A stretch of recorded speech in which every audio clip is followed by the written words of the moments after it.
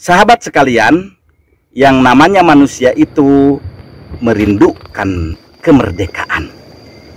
Karenanya, dalam kehidupan sehari-hari kita sering mendengar istilah kebebasan berpendapat, kebebasan mimbar akademik, kebebasan berserikat, dan lain sebagainya. Namun demikian, tidak semua orang memiliki pandangan yang sama terkait dengan kemerdekaan. Nah, dalam sebuah syair disebutkan, orang yang merdeka itu memiliki 3 ciri. Yang pertama, ida wa'ada wafa. Apabila ia berjanji, ia menunaikan janjinya. Berdasarkan ciri yang pertama ini, seseorang walaupun ia memiliki harta yang banyak, pergi ke sana kemari, tidak dibatasi, namun ketika ia berjanji dan mengingkari janjinya, pada hakikatnya ia tidak merdeka. Mengapa demikian? Sebab ketika orang berjanji, kemudian ia tidak memenuhi janjinya, kemanapun ia pergi, hatinya akan gundah gulana karena takut ditagih janjinya. Yang kedua, ciri dari orang merdeka itu adalah ida a'ana iktafa. Apabila ia menolong orang lain, ia menolongnya semata-mata karena Allah.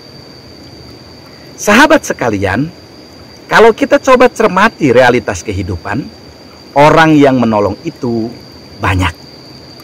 Namun, dari sekian banyak orang yang menolong, ada orang yang menolong karena berharap sesuatu dari orang yang ditolongnya. Atau bahkan bisa jadi ia menolong karena ingin terpilih dan ingin dipuji.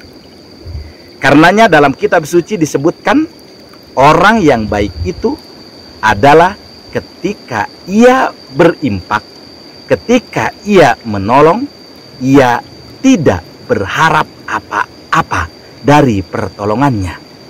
Ia menolong semata-mata lillahi ta'ala. Sahabat sekalian, ciri yang ketiga dari orang yang merdeka itu adalah ida malaka afa.